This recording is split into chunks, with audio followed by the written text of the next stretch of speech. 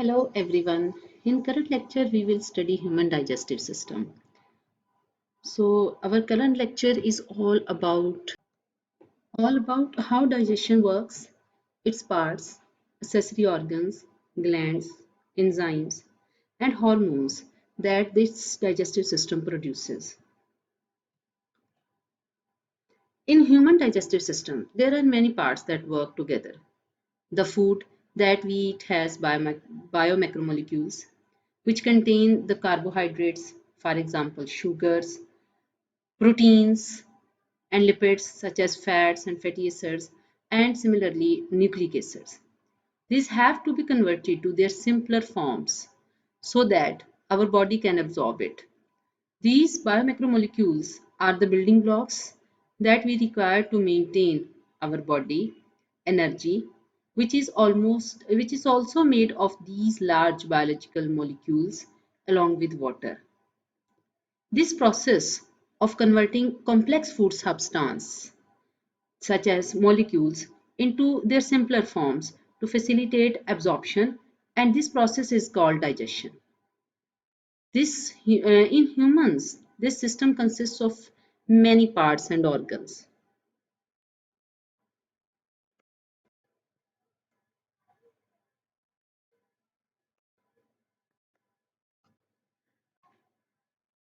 Including the alimentary canal, digestive glands, and a few accessory organs such as the teeth, salivary glands, tongue, pancreas, liver, gallbladder, small intestine, large intestine, etc. We will study all these parts and organs in our next slides during this lecture. Now, what is the starting point where digestion actually starts? It is the mouth. From the mouth, it passes through the alimentary canal, which is also called the gastrointestinal tract. This tract consists of pharynx, esophagus, stomach, small intestine, large intestine, and then finally anus. The mouth can be considered as the interior opening of the alimentary canal, while the anus is the posterior opening. The food we eat, the food we eat takes an incredible journey throughout your body, from top to bottom. Along the way, the beneficial parts of our food are absorbed, giving us energy and nutrients. Here are step-by-step count of the digestive system's working. First of all, how the digestive system work and why it is important. Digestion is important because our body needs nutrients from the food and the liquids we drink in order to stay healthy and function properly. And these nutrients, they include carbohydrates, proteins, fats, vitamins, minerals, and water. Our digestive system breaks down and absorb nutrients from the food and liquids we consume or we eat to use for important things like energy, growth, and repairing cells. Now we will study its anatomy. What organs make up the digestive system? The main organ that make up the digestive system in order of their function are mouth, esophagus, stomach, and small intestine.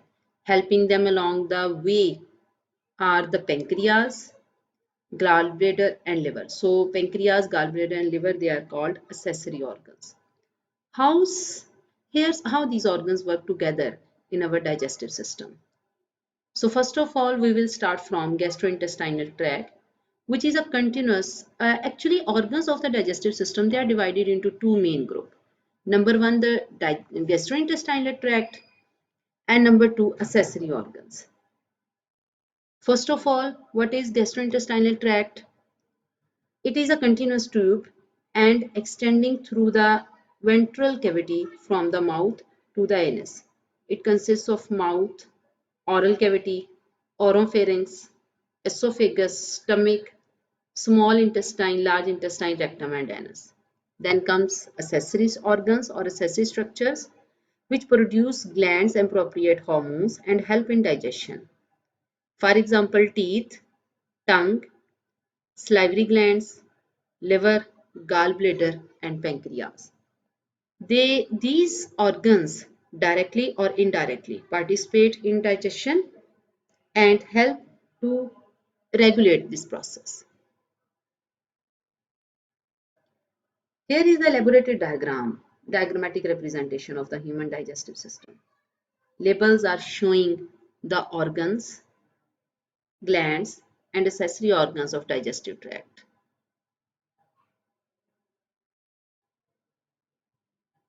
It is to be recalled that what are the four stages of digestion? What occurs in each of these stages? Four stages are ingestion, that occurs in mouth, digestion, that happens in stomach, absorption, which this process takes place in small intestine, and then comes excretion. Actually, absorption takes place in small and large intestine, and then comes fourth part, excretion, that is performed by the last portion of the gastrointestinal tract, which is known as anus, colon, and rectum. Starting from mouth, the mouth is the beginning of the digestive tract that takes part in the process of ingestion. The oral cavity allows food to enter the digestive tract and have mastication or chewing occurs, and the resulting food bolus is swallowed. In fact, digestion starts before we can take a bite. Our salivary glands get active as we see and smell that, for example, a pasta dish or a warm bread. The stimulus comes and touch to our brain that happens to release the saliva from the salivary glands.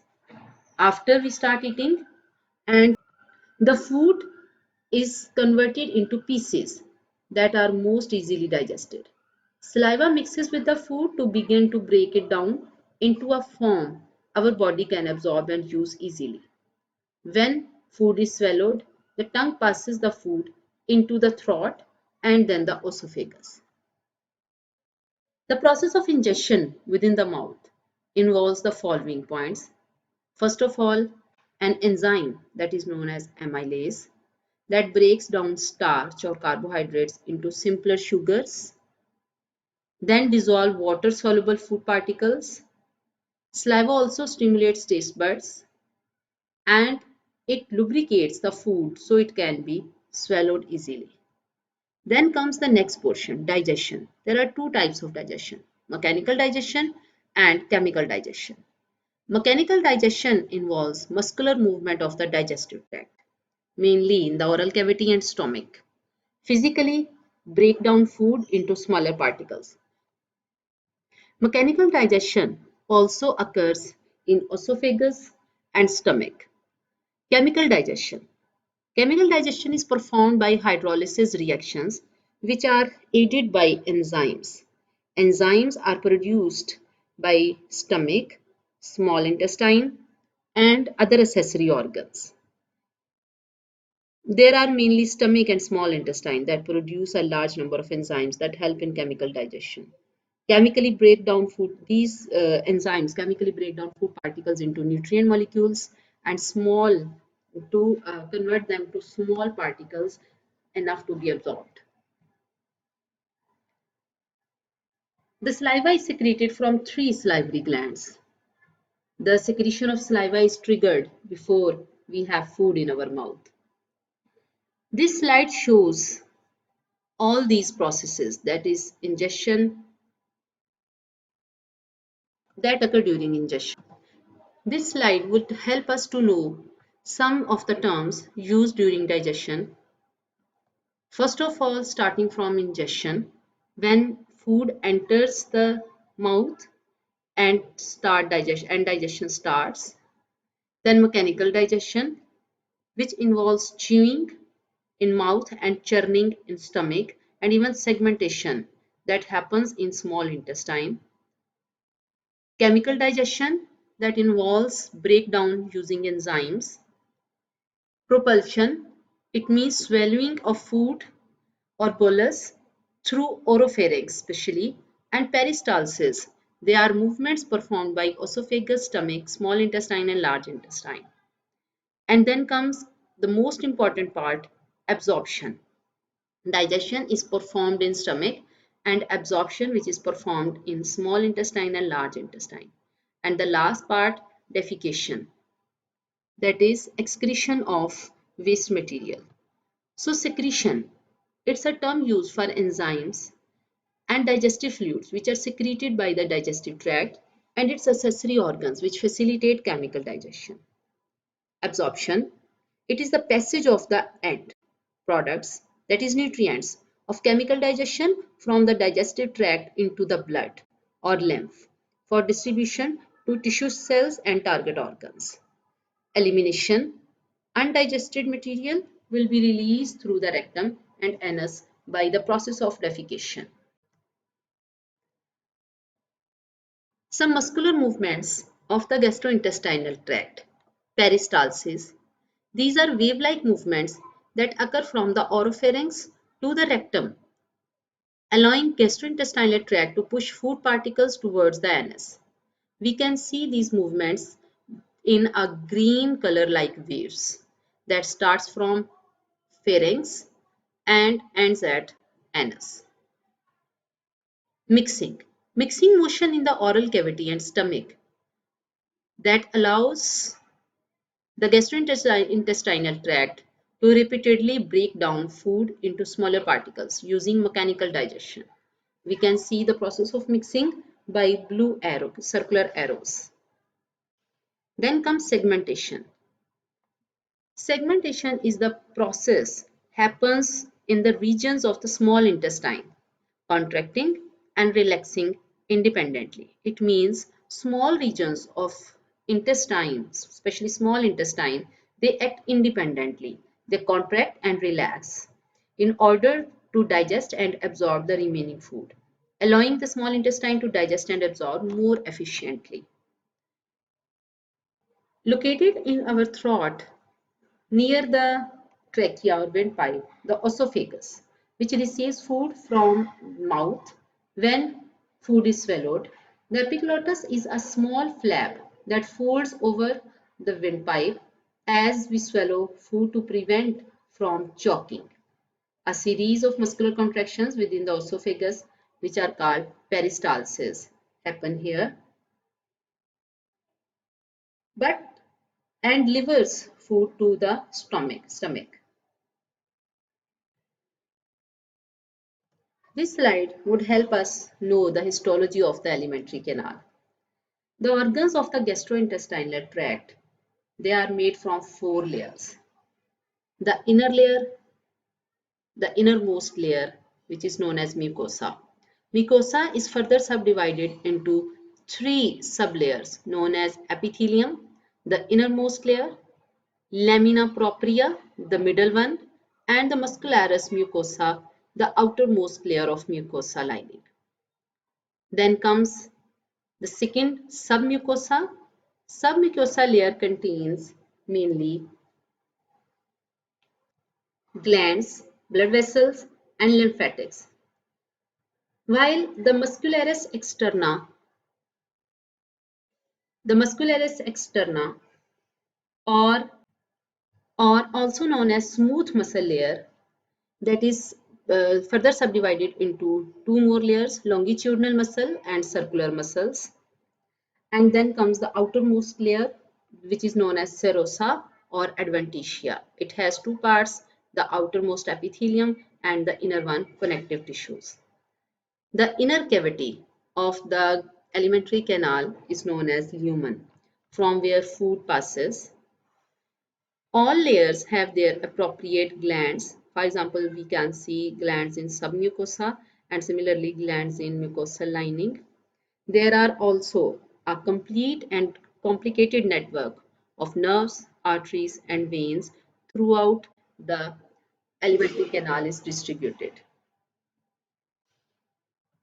It is important to note that each tissue layer plays a vital role in the digestive system, ranging in their capacity to form a protective barrier from the highly acidic content of the stomach, to supply hormones producing muscular contractions and draining lymph. For example, specialized cells which are found in the epithelium lining, the inside of the stomach, are supporting cells which produce a protective layer of mucus, the epithelium cells here, of producing mucus and gastric acid for digestion and protect the inner lining from acid contents of the stomach. Additionally, other supporting cells in the stomach and the echinacea cells of the pancreas release zymogens. Zymogens, they are inactive forms of digestive enzymes that become triggered to become in order to become active digestive enzymes. This diagram shows some peristaltic movements and segmentation. The peristaltic movements that start from mouth when a food bolus or a food particle starts from mouth, they are pushed through the esophagus. So this diagram shows peristaltic movements, how the food is pushed forward through the orophagus and complete gastrointestinal tract. Regulation of the gastrointestinal tract activities. The regulation is performed by three different reflexes. First of all, autonomic nervous system that contains two types of nerves: parasympathetic nerves, which stimulate gastrointestinal tract activity, and sympathetic nerves that inhibit gastrointestinal tract activities. Then comes hormonal control. Hormones from endocrine gland and from gastrointestinal tract itself help regulate gastrointestinal tract activities. And the third one is reflex mechanism. That is, the regions of the gastrointestinal tract, especially the stomach and small intestine, use reflexes to stimulate or inhibit one another. We will look into this regulation in detail at the end of this lecture. Mouth and oral cavity.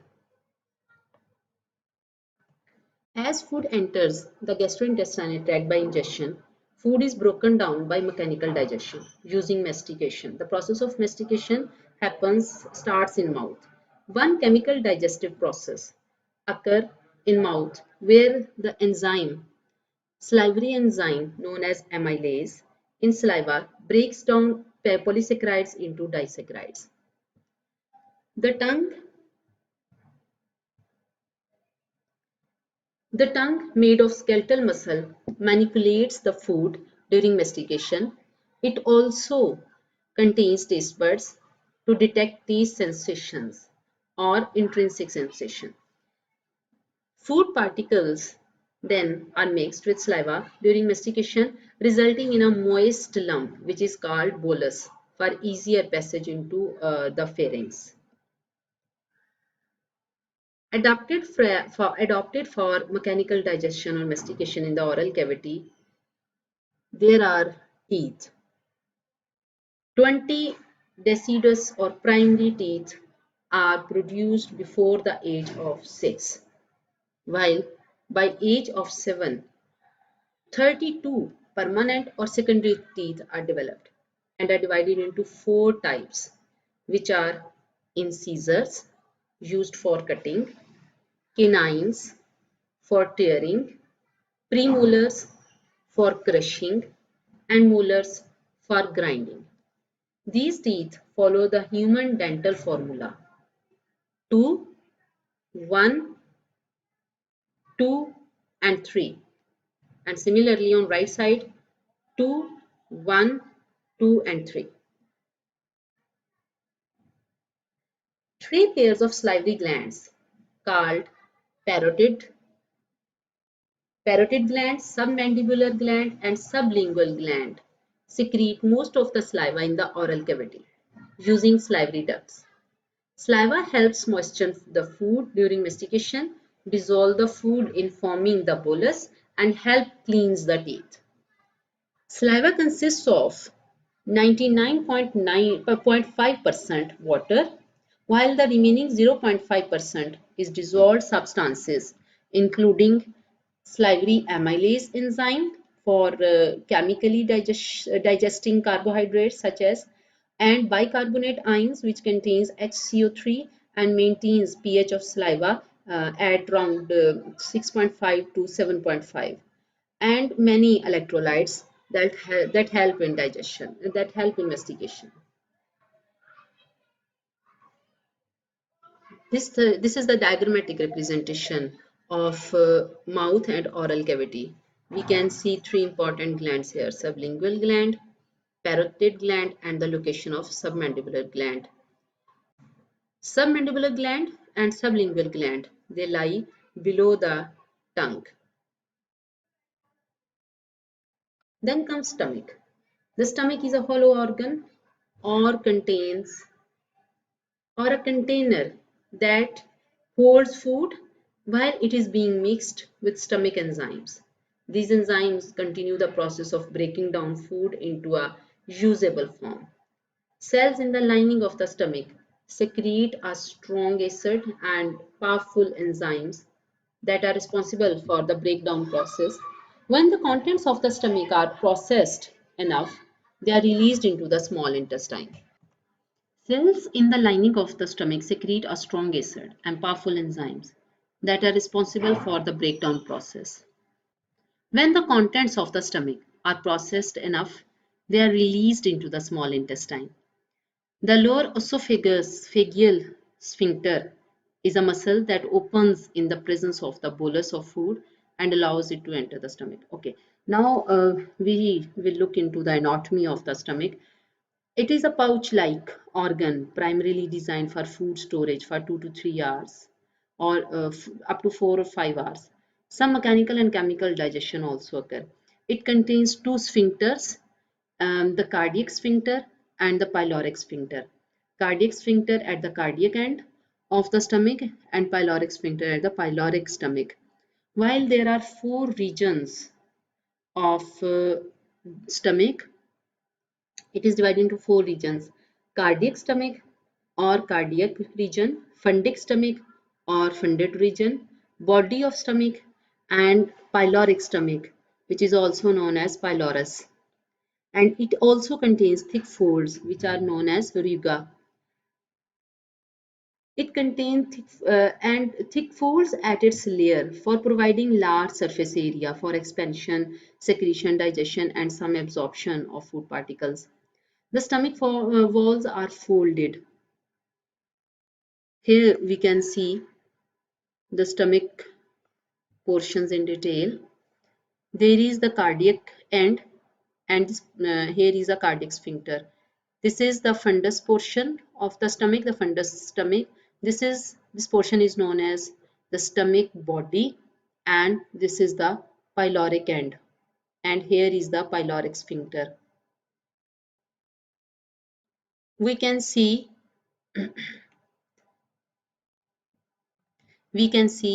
ruga of mucosa here, and this is the original picture of the stomach inside the body. The stomach walls are folded and can expand after a meal. There are also present glands on the stomach wall which release gastric juice. They also produce HCl, salts, enzymes, water, and mucus. The wall is also covered in a mucus coat which protects from the acid release from the gastric glands or gastric juices. Gastric secretory cells. There are four types of cells that are present in the stomach. Chief cells, which secrete pepsinogen. They are inactive enzymes. Parietal cells, which secrete HCl or hydrochloric acid, and intrinsic factor, which helps absorption of vitamin B12 in the intestine. The parietal cells, and here are chief cells which produce pepsinogen. Then comes mucus cells that secrete mucus and alkaline substances to help neutralize HCl in the gastric juice. And the fourth one, G cells that secrete a hormone called gastrin and stimulates the parietal cells and overall gastric secretion. The enzyme pepsinogen is released but remains inactive until HCl is secreted from the glands and convert pepsin towards its active form pepsinogen. The HCl activates the pepsinogens and converts it into pepsin so that it can break down proteins. The HCl breaks down food and destroys foreign bacteria also. The stomach also contracts and relaxes to churn the food. While the process of churning, it is a breakup of food and mixes the gastric juice with the food. It creates chyme, which is delivered into the small intestine. Carbohydrate digestion is continued. Carbohydrate digestion is continued with gastric amylase, resulting in disaccharides. Protein digestion Protein digestion begins with pepsin, which is inactivated form of pepsinogen, resulting pepsin, which is the activation of pepsinogen by HCl, produce pepsin. So it is the activated form of pepsinogen, resulting in peptides, the small chains of proteins. Lipid digestion. Lipid digestion begins with gastric lipases, which can only break down certain lipids such as butterfat and resulting in fatty acids. Absorption in the stomach. Absorption in the stomach is limited where only small and fat-soluble substances can be absorbed, while all other substances for absorption they are moved towards small intestines. Here only water, alcohol, aspirin and certain drugs are absorbed in the stomach. The result of all these mixing, chemical digestion, secretion and absorption is a yellowish paste-like substance which is called chyme, which will be passed on to the small intestine for remaining digestion and the start of absorption. Regulation of gastric secretion. This regulation of gastric secretion and its activities, they are performed by both nervous and hormonal mechanisms. Food moving along the oral cavity and esophagus stimulates the parasympathetic nerves to activate. Parasympathetic nerves activate the secretion in gastric glands, while it produces gastric hormone from G cells, in turn which stimulates the gastric glands for more activities through a positive feedback mechanism. It means that as long as the more food comes, the more hormone is produced. This is a positive feedback control. While on the other hand, when food is emptying from the stomach, that is stomach is starving, sympathetic nerves inhibit the gastric glands and gastric juices, while a hormone which is called intestinal gastrin and is released by small intestine. It inhibits other gastric activities in order to stop the process of digestion and stop the feeling of hunger. The above regulation occurs in three overlapping phases known as cephalic phase, gastric phase, and intestinal phase. Here is the detail of all three phases. Cephalic phase. It involves special senses which detect food and uses parasympathetic nerves in the vagus nerve to stimulate gastric activities. We have already seen that sympathetic nerves function in the presence of food when food enters the gastrointestinal tract and stomach. So, how this phase works? From sight, the stimulus of sight, smell and taste of food, it causes stimulation of vagus nuclei in brain. This vagus nuclei stimulates acid secretion in the stomach and direct stimulation of parietal cells, which is the major effect of this cephalic phase. And in turn, it causes stimulation of gastrin secretion, which is a hormone, and start the process of digestion inside the stomach.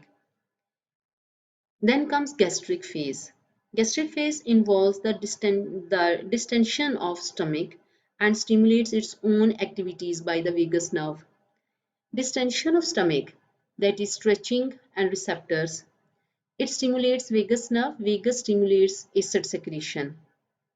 Amino acids and peptides in stomach lumen stimulates acid secretion by chemoreceptors, while direct stimulation of parietal cells which is a lesser effect of gastric phase, and stimulation of gastrin secretion. Gastrin stimulates acid secretion. This is the major effect. Gastrin secretion inhibited when pH of gastric juice falls below 2.5. So the digestion inhibited.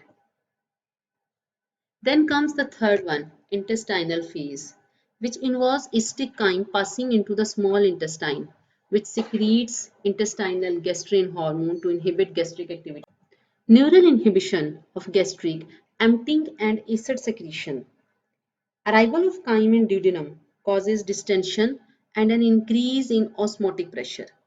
These stimuli activate a neural reflex that inhibits gastric activity. In response to fat in chyme, when the stimuli of fat occurs in chyme, duodenum secretes the hormone which is known as secretin and inhibits gastric acid secretion. The enterogastric reflex. This reflex begins in the small intestine and ends in the stomach. So in the stomach it is gastro and in the small intestine it is entero. Duodenum fills with chyme, sensory stretch receptors are stimulated and sensory nerve impulses travel to central nervous system. Nerve impulses from central nervous system where a nerve vagus is specific for this purpose. It inhibits peristalsis in stomach wall. The pancreas secretes digestive enzymes into the duodenum and breaks down proteins, fats and carbohydrates. The pancreas also makes insulin, passing it directly into the bloodstream. Insulin is the chief hormone in our body for metabolizing sugar. Pancreas, it has most pancreatic enzymes are produced as inactivated molecules. For example, zymogens, because in order to avoid the risk of self-digestion within the pancreas is minimized with the help of zymogens. And when they are required, these zymogens are activated to their appropriate form and the function. More than 98% of the pancreas mass is devoted to its exocrine function. The secretion of pancreatic juice by the pancreatic achini and their ductile cells. There are two types of cells, ductile cells and acinar cells. Ductile cells that produce sodium bicarbonate and acinar cells that produce digestive enzymes. Acinar cells of the exocrine pancreas that produce a variety of digestive enzymes to break down food substances into smaller absorbable molecules. While ductile cells produce sodium bicarbonate, which helps neutralize the acidic gastric content. Only 2% of pancreatic mass is devoted to the isles of Langerhans, which produce insulin and glucagon, hormones that regulate blood sugar and carbohydrate metabolism. They have opposite effect. We have already seen their effect in the lectures of hormones. This is the diagrammatic representation of pancreas, the yellowish organ that lies behind the stomach wall, and it contains an accessory pancreatic duct that collect and store its enzymes and hormones and deliver all the contents in the upper portion of the small intestine that is known as duodenum.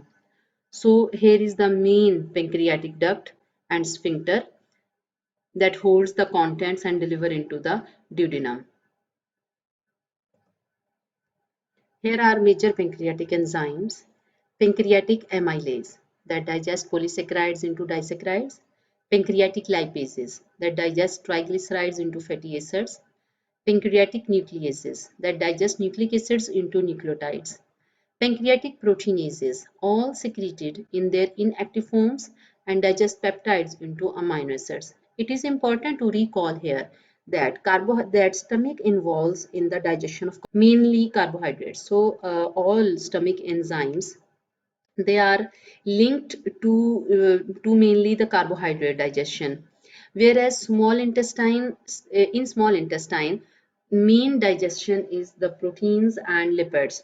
So the pancreatic enzymes that enter in the duodenum will help in the digestion of all carbohydrates, proteins and lipids. Trypsinogen. Trypsinogen is activated by enterokinase and it converts trypsinogen into trypsin, which in turn activates the other three enzymes. Chymotrypsinogen, which becomes chymotrypsin on its activation, and chymotrypsinogen is inactivated form, just like trypsinogen. So the second one, para-aminopeptidase, which is inactivated form and converted into its activated form aminopeptidase, and pro-carboxypeptidase, which is inactive form and becomes carboxypeptidases on its activation. This is the diagrammatic representation of activation of pancreatic proteases in the small intestine. As we can see that from the collecting duct and pancreatic duct, when the all contents of pancreas and juices they are entering in the duodenum of the small intestine in the form of trypsinogen, chymotrypsinogen, and procarboxypeptidases, which are inactive forms. They are then converted to their activated forms, trypsin, chymotrypsin, and carboxypeptidase respectively, with the help of membrane-bound enteropeptidase. The enteropeptidase, also called enterokinase, it is a proteolytic enzyme secreted from the duodenal mucosa wall that changes of the small intestine and changes the inactive pancreatic secretion trypsinogen, for example, into trypsin. One of the enzymes that digest, it is among one of the enzymes also that digest proteins and also activates a number of other pancreatic zymogens that we have seen here. So we can say that this enteropeptidase is a key enzyme in the digestion of dietary proteins and its absence may result in gross protein metabolism. Pancreatic secretions. The parasympathetic nervous system increases pancreatic secretion. Two duodenal hormone that also influence pancreatic secretion, they are secretin and cholecytokinin. Food entering the small intestine stimulates the secretion of the both hormones. Secretin stimulates the secretion of pancreatic electrolytes, which are rich fluid, while cholecytokinin enhances the enzymatic secretion of the pancreas. Regulation of pancreatic juice is performed by secretin and cholecytokinin. When acetic chyme enters the duodenum, secretin is released into the bloodstream from intestinal mucosa. So this is the acidic chyme that stimulate the secretin hormone. Secretin then stimulates pancreas and pancreas secretes pancreatic juices. These pancreatic juices then, which are high in bicarbonate ions, they neutralize acidic chyme and elevates its pH towards neutral around 7. This is the diagrammatic representation which shows collectively the function of stomach, pancreas, and the small intestine. As soon as the stimulus arrives at the central nervous system and a vagal nerve fiber takes signal from central nervous system towards stomach, it causes release of pancreatic juice and weak contractions of the gallbladder. Then acidic chyme when acidic chyme from stomach enters the small intestine, the endocrine cells of the duodenal wall to release secretin of the small intestine, they release secretin. Whereas fatty protein rich chyme, it induces the release of cholecytokinins.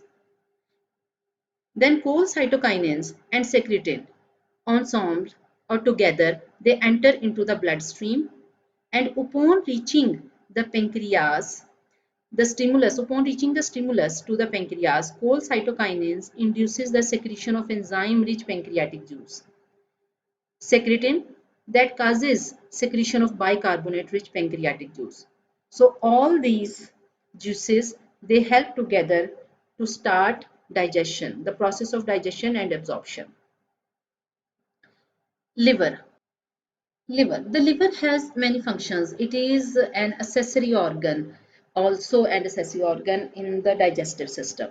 But its main job within the digestive system is to process the nutrients absorbed from the small intestine. That is, the nutrients that are absorbed from the small intestine, they are processed by liver. The major function of the liver is to make blood. But in digestive system, when bile from the liver secreted into the small intestine also plays an important role in digesting fat and some vitamins. The liver embodies chemical factory. It is a body's chemical factory. It takes the raw material absorbed by the intestine and makes all the various chemicals that our body need to function. The liver also detoxifies potentially harmful chemicals. It breaks down and secretes many drugs that can be toxic to the body. Important in carbohydrate metabolism, where hepatic cells conduct glycogenesis. The glycogenesis, it is the process to convert glucose into glycogen, and glycogenolysis. This process is performed by breaking glycogen down to glucose. Also, it is critical in lipid metabolism, where hepatic cells produce bile for fat emulsification, oxidize fatty acids, synthesize various forms of lipids, and convert glucose to fatty acids, lipogenesis. Other functions of the liver include storage of glycogen, iron, and vitamin A, D, B12. They contain phagocytes to destroy damaged erythrocytes and foreign substances using phagocytes. Liver also detoxifies harmful substances in the blood and serve as a blood reservoir and contains 7% of the blood volume. This is the pathology and the diagrammatic representation of the histology of the liver. This is the bile duct, which collects in green color, which collects bile as in figure D, which collects bile from all Kupffer cells of the liver and release all its bile content into the small intestine, duodenal portion of the small intestine.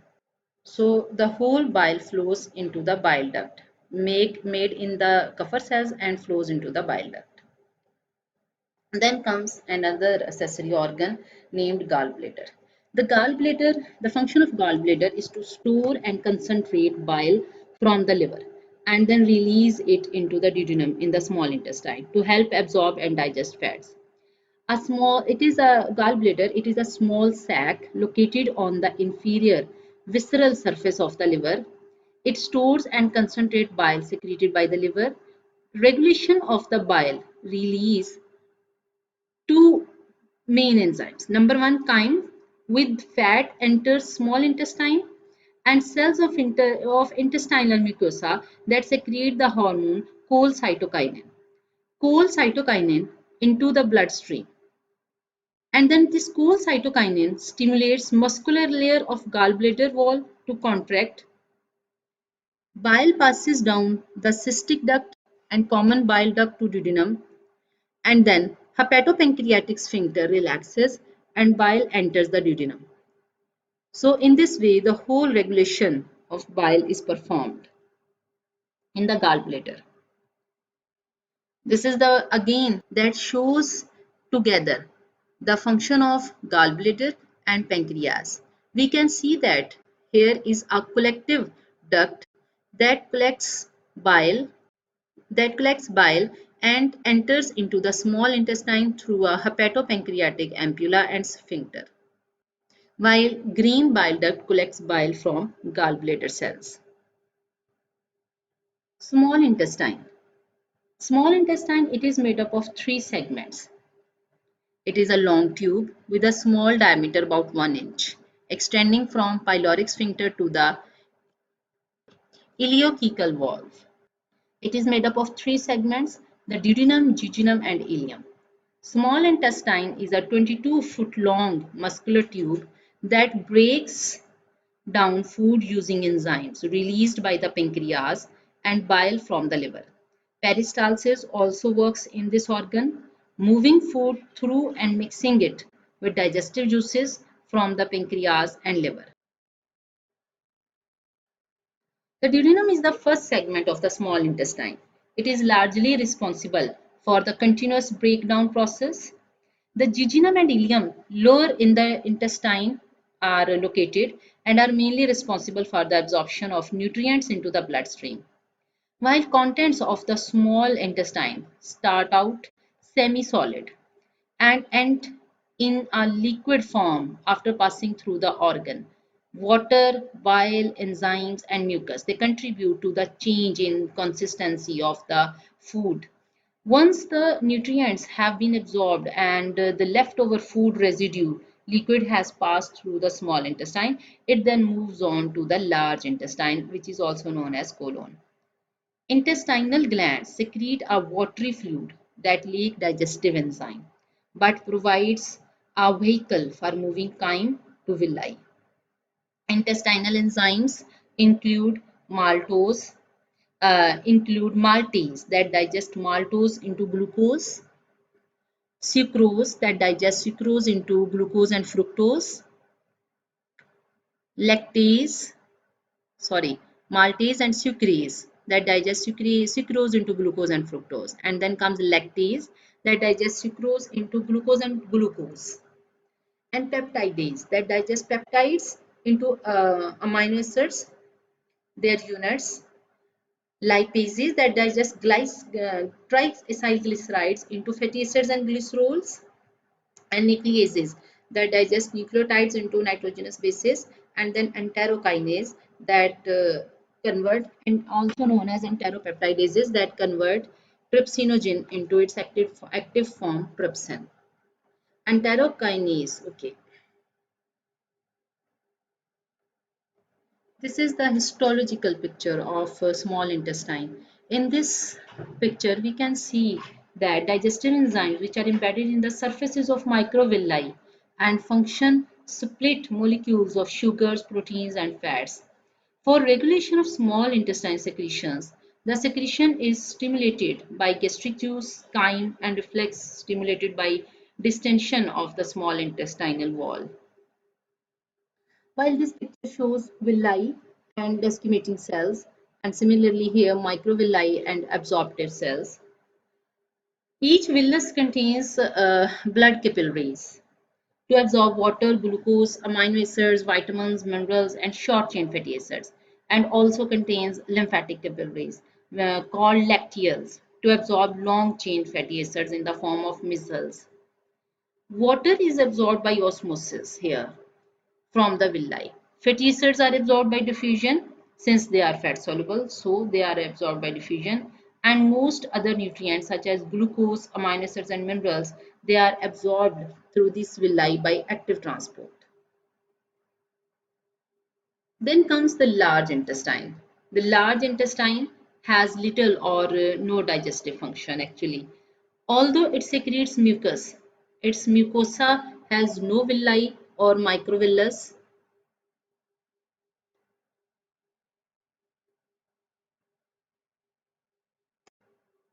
But its mucus contain numerous goblet cells for secreting mucus to aid the formation of feces and maintain an alkaline condition inside the body. Mechanical stimulation and parasympathetic impulses control the rate of mucus secretion. The large intestine only absorb water, electrolytes, and some vitamins.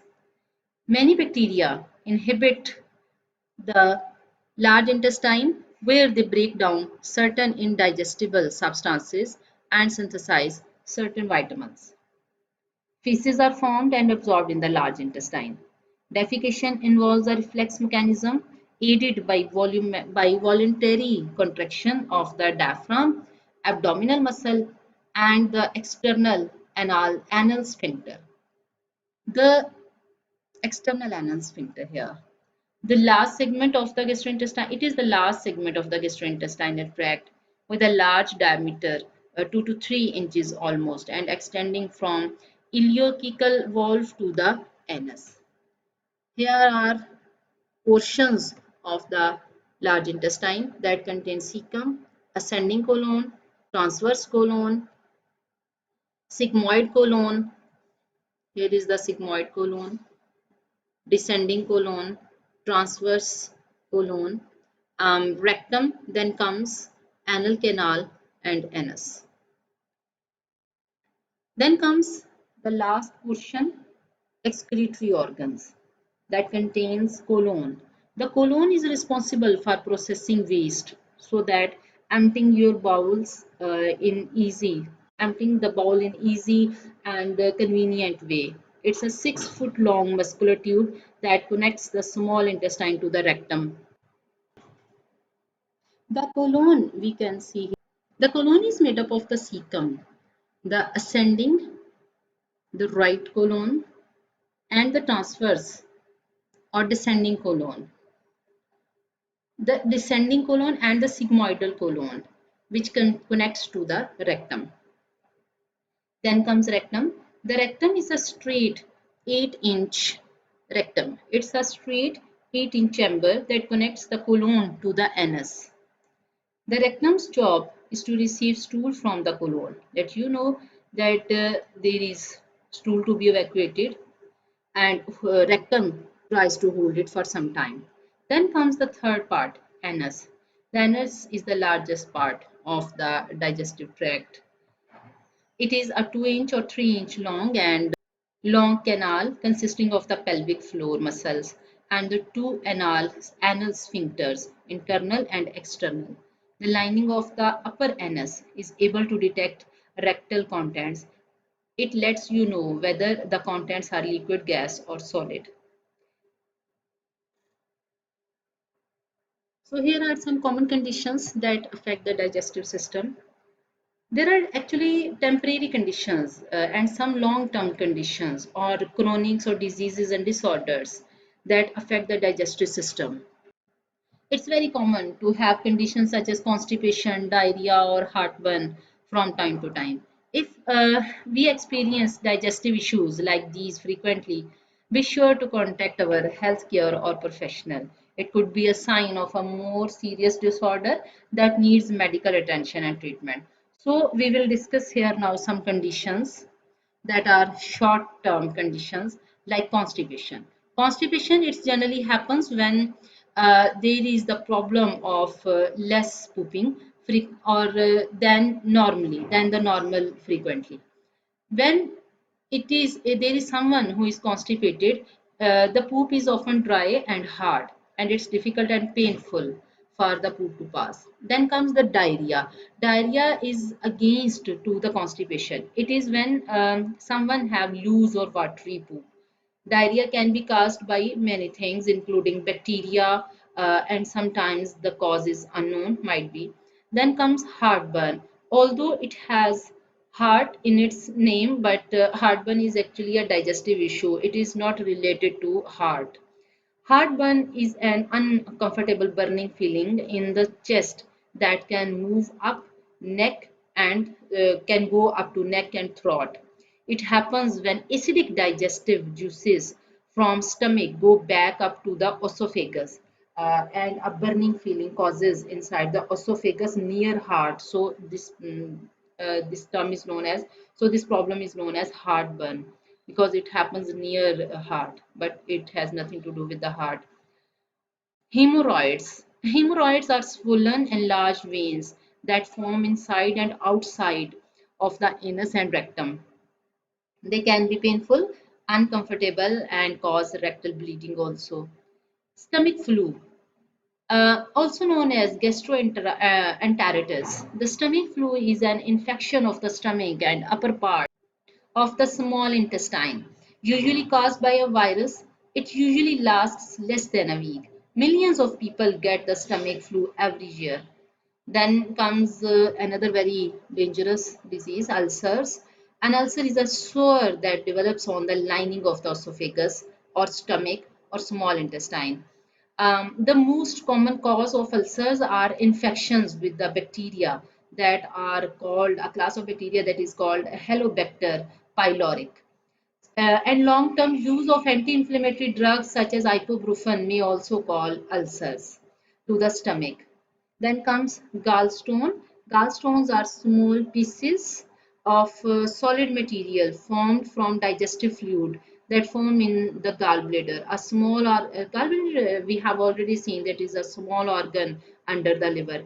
And gallstones, they are hard materials of bile. We can say that when bile is concentrated and converted into hard material, they are converted to gallstones. Then comes some problems which are common digestive diseases and are long term. Chronic acid reflux, GERD. Actually, it is named gastroesophageal reflux disease or chronic acid reflux. It is a condition in which acid containing content in the stomach frequently leak back into the esophagus. It is something very much related, very much like heartburn. Irritable bowel syndrome, IBS. IBS is a condition in which the colon muscle contracts more or less often than normal. People with IBS experience excessive gas, abdominal pain, and cramps. Then comes lactose intolerance. People with lactose intolerance are unable to digest lactose. The sugar primarily found in milk and dairy products is known as lactose.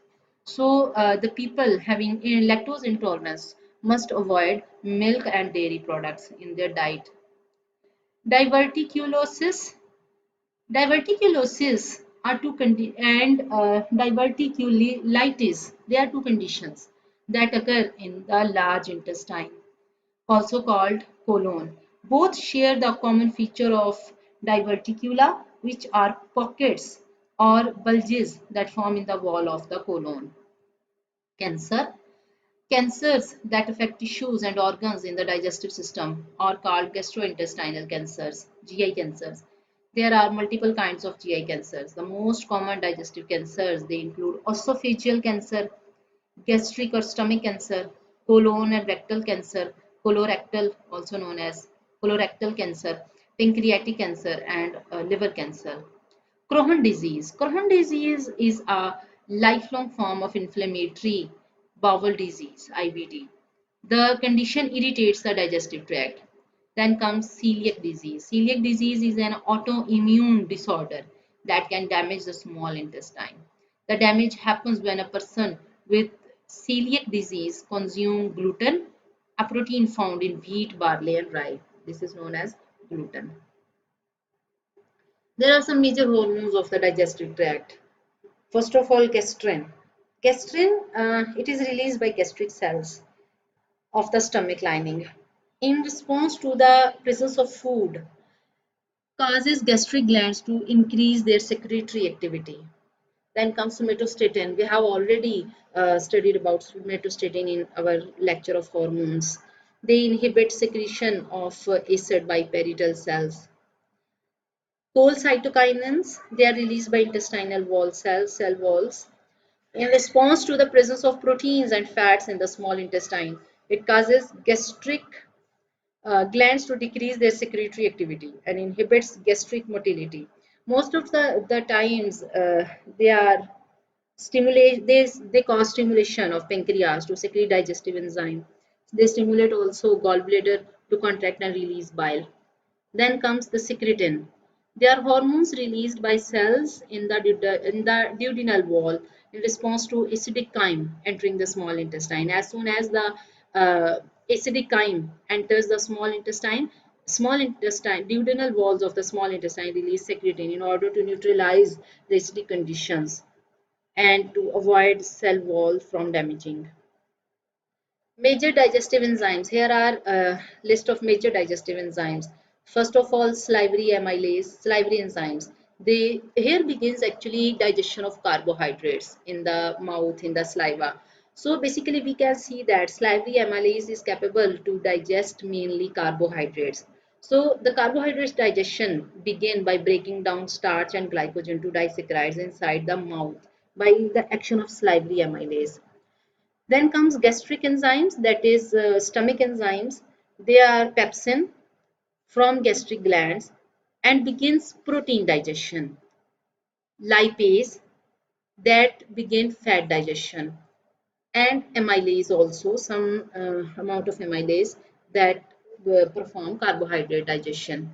Pancreatic enzymes, where these enzymes are specially produced by pancreas and is added in the small intestine. There are amylase that from pancreas. There are amylase, and it is the same amylase secreted in the saliva. Here it is known as pancreatic amylase, which breaks down again the carbohydrates, that is the starch and glycogen, into disaccharides.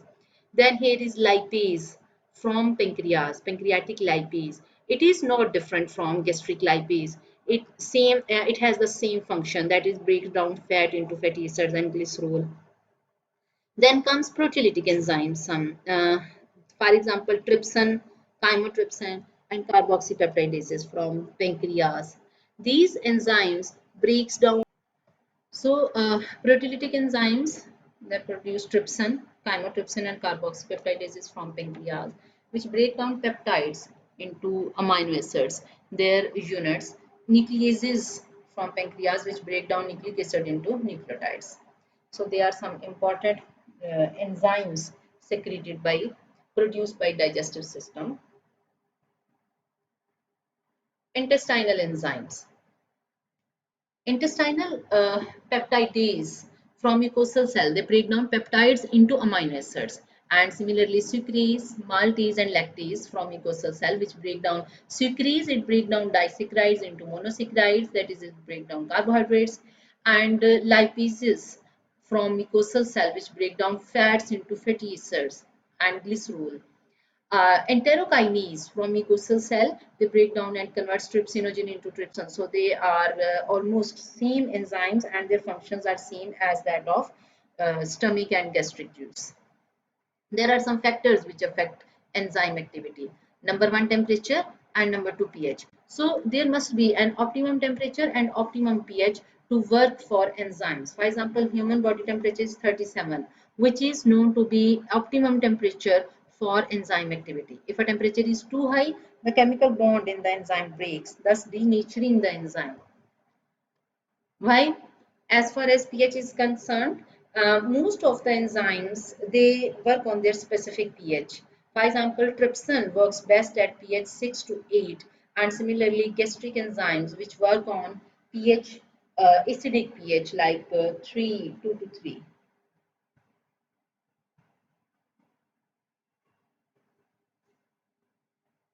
Thank you. Here our lecture related to digestive enzyme ends.